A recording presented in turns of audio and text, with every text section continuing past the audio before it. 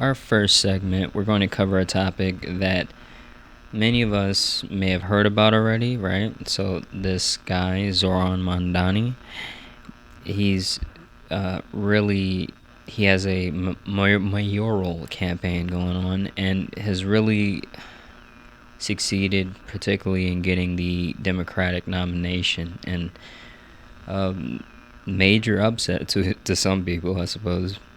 But the idea here is that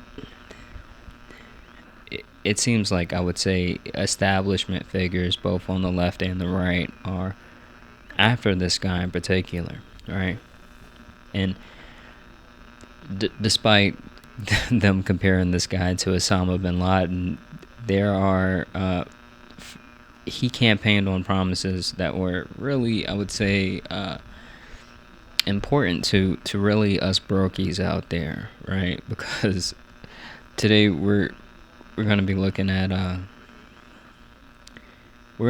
this article by Sheree Taylor and Michelle Casquet to tackle this question of whether or not, particularly this idea of bringing free buses to New York City, is something that he can do, or just get the layout of the idea of addressing free buses in New York City. And apparently, the Metropolitan Transportation Authority, also known as MTA, operates the city bus network, right? And interesting note here is that bus riders tend to be lower income than the subway, right? So the big argument, apparently, from the opposition is, where are we going to get the money to do this, right? Wiping out fares would cost the agency about $652 million annually, right? And that's according to a 2023 estimate from the New York Independent Budget Office. Now, to make this money, Mamdani has proposed raising corporate taxes and imposing a new 2% income tax on city residents who earn more than $1 million per year. Now, I'm not sure if this is news to you, but rich people are pretty desperate to stay rich. So this has faced some pretty serious opposition, especially from Wall Street. I mean, these guys, they only believe in socialism when they need a bailout, apparently, and that is not the case here. The argument seems to be, I mean, for these guys particularly, are just this type. I'll say it seems to be grounded in a moral base, right? And the idea is, hey, if you give free handouts, then what happens to the people who get those handouts? They become less responsible. And this is not really a vocal argument when it comes down to particularly the bailouts from 2008, or really the bailouts when it comes down to the COVID, right? So with the CARES Act, these guys got $877 billion of taxpayer money. Billion with a B. This is, can't really make that up, that idea here, but it gets even more ridiculous early down the line. Crazy enough. Apparently people have been revolting with this idea of, or revolting just when it comes down to riding the bus in general, right? So during COVID, they had a point where they stopped charging people for the bus, but people kind of just decided to stop or skip payment in a lot of cases. And I'm not sure about the actual bus payment system in New York in particular, but these guys are apparently, the article talks about how bus fares will provide the city with revenue, right? I think it was $800 million. So $800 million total. I think that's without the actual bus fare, or without the actual expenses of really, I suppose, the 652 million we talked about earlier, right? And this idea is interesting because talking about this idea of having a revenue, as we mentioned on the top of this episode, these are low income people, right? And they are dependent on for this income for the city, which is kind of interesting when you think about it, because it's just like, well, you have, if you think about the cost of living in New York in general, I think there's already enough to that particular conversation. But when you think about just the idea of Wall Street getting all this money, it is, I mean, it's bad. It's really bad to think that this is an argument that people open their mouth and make, honestly. But when it comes down to just all the opposition's excuses, I mean, they really come out as very just disconnected and weak in general. But when we talk about this idea of where the power really resides in making buses in New York City free, this is actually coming from the MTA itself, so that's the Transit Authority, right, and the governor, right? So, and what we'll talk about later in terms of what that means for Mamdani, but the idea seems to be that if, at least from, this is coming from a representative at the MTA, right? The idea is that if they have to really give bus fares for free, then they have to cut something else, right? I believe the statement was basically, hey, it sounds like Mamdani wants something for less, of better quality, and he wants it faster or something like that. But the MTA sounded, I would say, the actual rep sounded very much resistant to the idea. And we'll talk a little bit about that in terms of the actual culture that allows for such a thing. But I think what's really important now is that we understand that a lot of these guys should be, frankly, just replaced when they come out with statements like that in particular. And it does seem like that may be the case if we are, as a society, looking for this idea of people being able to make a stand for the middle or the lower class in any way. Because these particular, I looked up cities that had free buses, right? And I was looking online for this, right? So cities, and I came across this article. It said like 20 cities that have like free buses. And I'm expecting just a whole bunch of just foreign places that have like just where socialism is kind of like the main system or something. And lo and behold, more than half of the cities on this particular article are from the U.S., are in the U.S., right? Or more, not cities, I'll say areas, because I'm not sure what particular designation that these guys have a lot of cases. But just to give you an idea, or just to run through the list real quick, we have Ketchum, Sun Valley, Idaho. We have Grant County in Washington. We have Fort Collins in Colorado. We have Fairfax in Virginia. We have Island County in Washington. We have Emeryville in California. We have Avon in Colorado. We have Boone in North Carolina. We have Wilsonville in Oregon. We have Chapel Hill in North Carolina. And we have Tucson in Arizona. And these particular cities,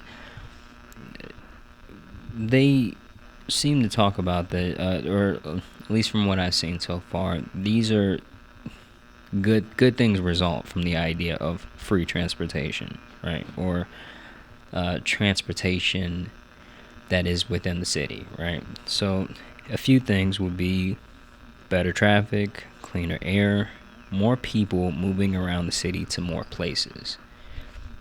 Now that last part is very important, particularly in a society that depends on capitalism in a lot of different ways. But and for those that don't understand, the idea here is that the more people move around and the more exposure that they have to a particular area, the more likely they are to spend in various areas, right? Because the idea now is that Amazon is really basically just, I would say attracting a way larger percentage of really just commerce in general than honestly they should. It's really ridiculous to think that this weirdo can get Jeff Bezos can get all this money and it doesn't filter. There is no real filter system for how this translates into the populace in any way, even though the populace is the one feeding this particular system.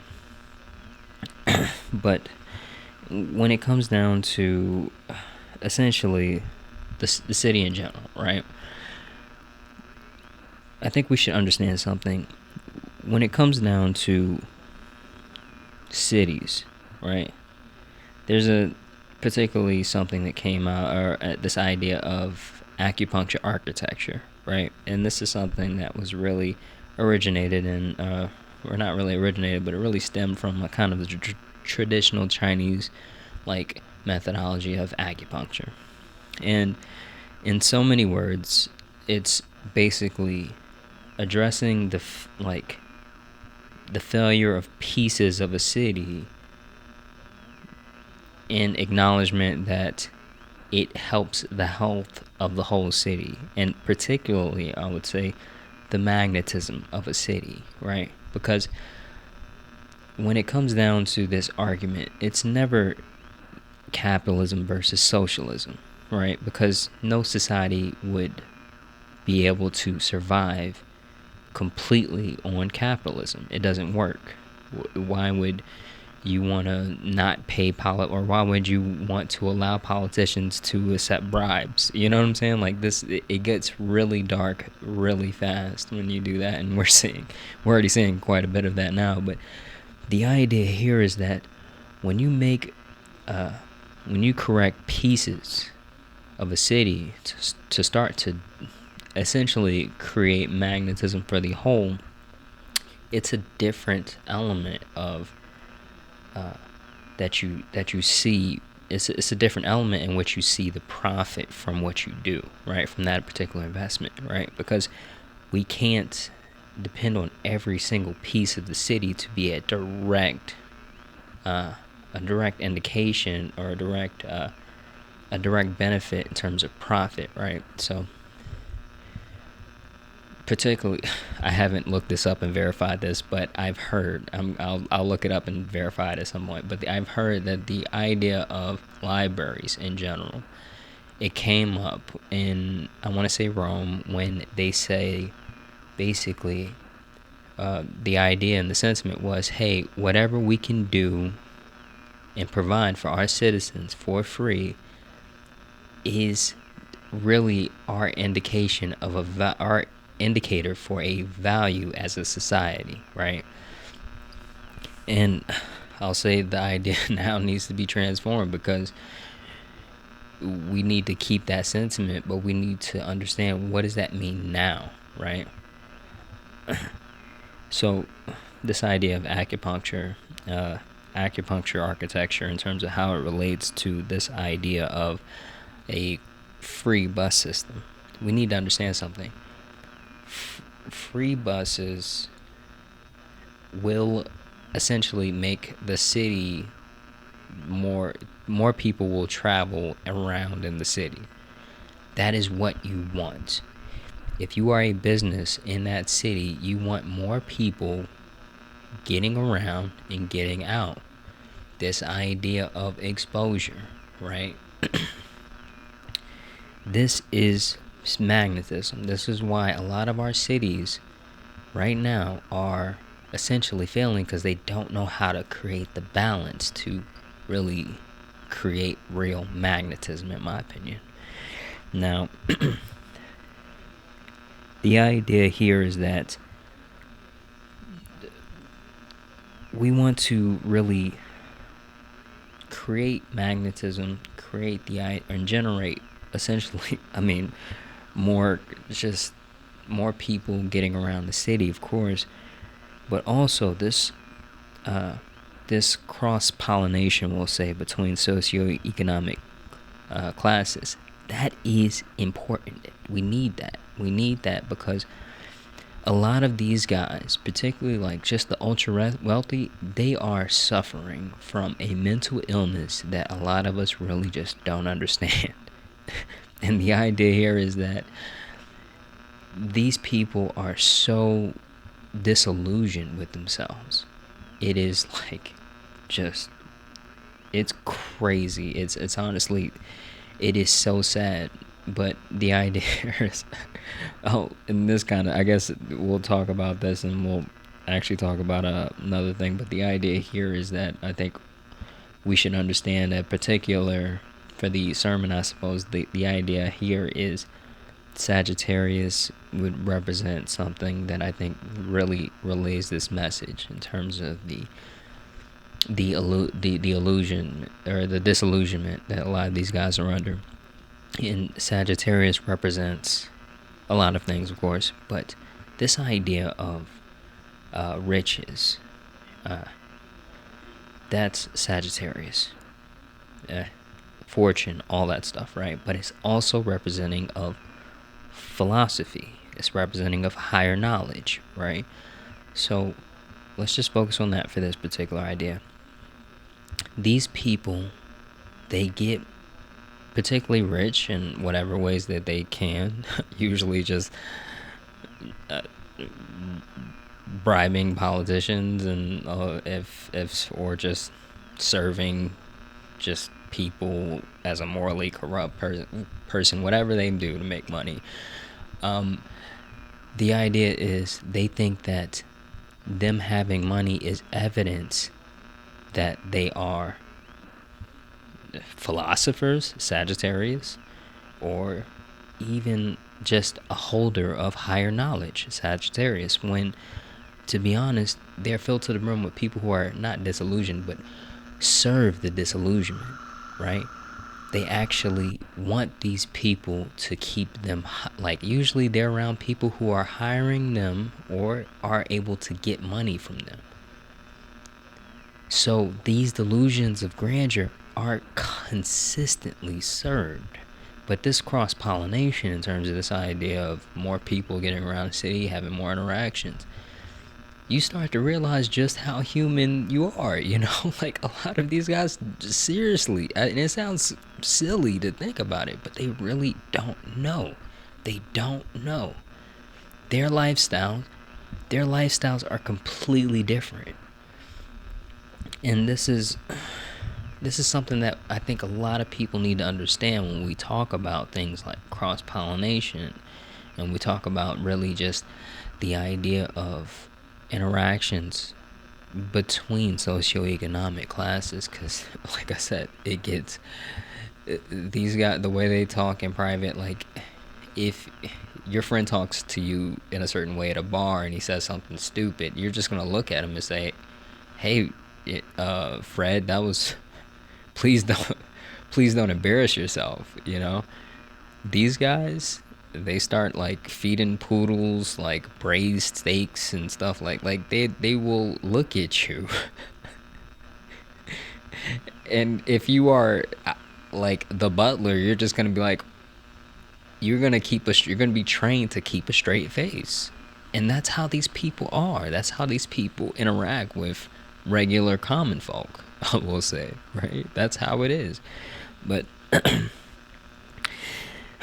I think I definitely went off script there, but the idea here is they're talking about in this particular in the NYC in particular, they're also talking about updating the transportation system, or with some kind of plan that's $68 billion.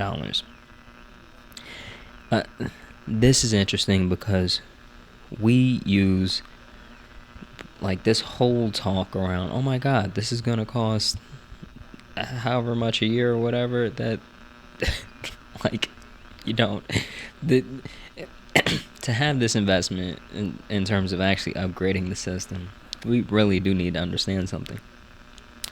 68 they're going at this $68 billion, and we need to really get down to something, because we use, for those that don't know, we got a big five defense contractors, right? We got, in terms of, they receive 1/4 to 1/3 of the Pentagon contracts, right?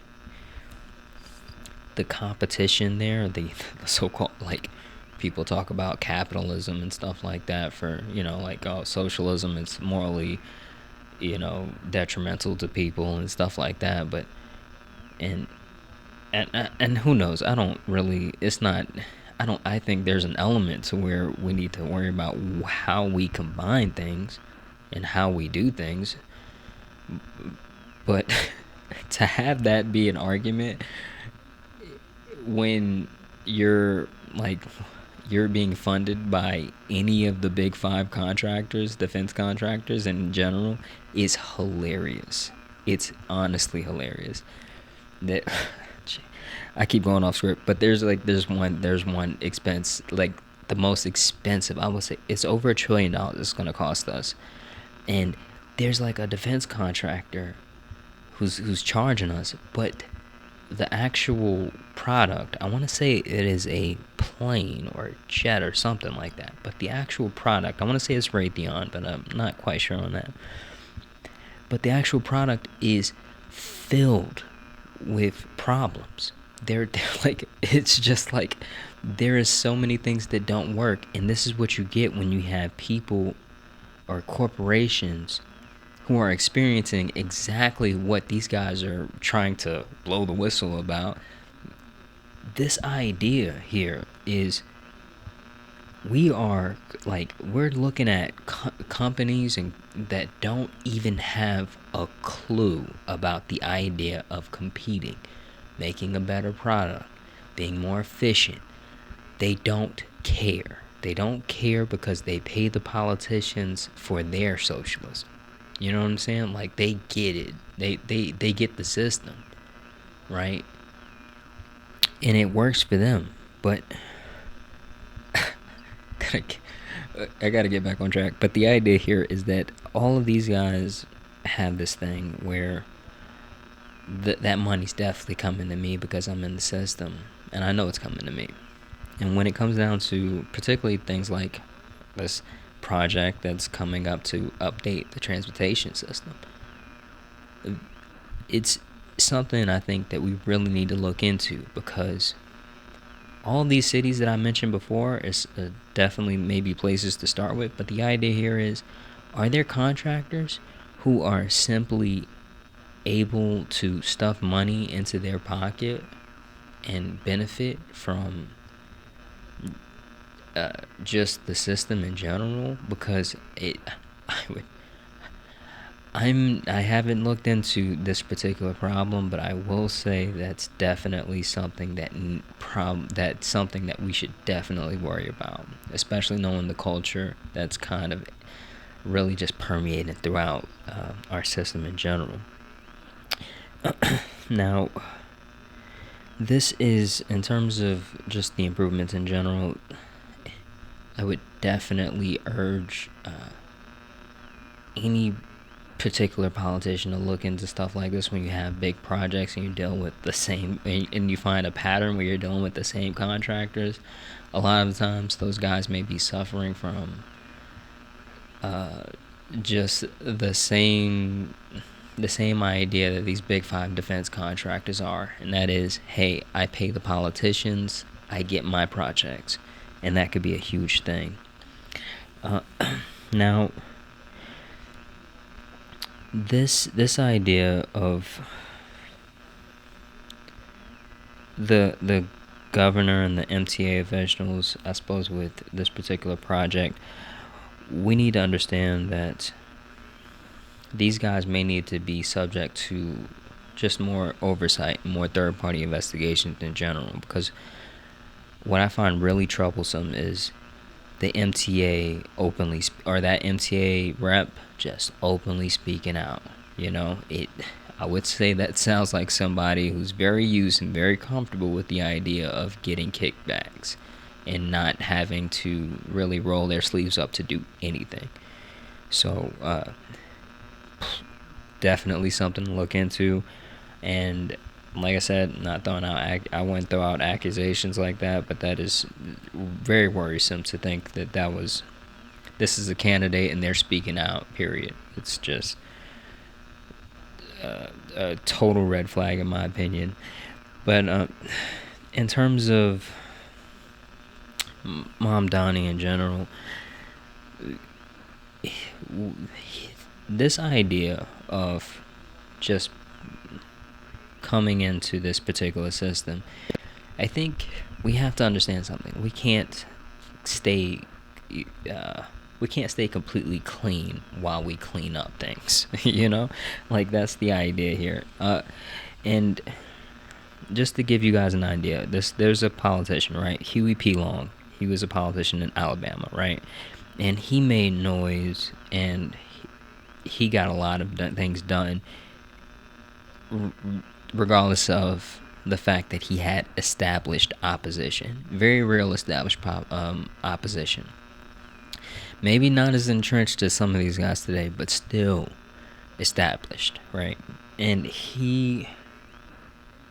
I would say Huey P. Long wasn't, I wouldn't say he wasn't really a role model for what to get done exactly, but he broke rules, right?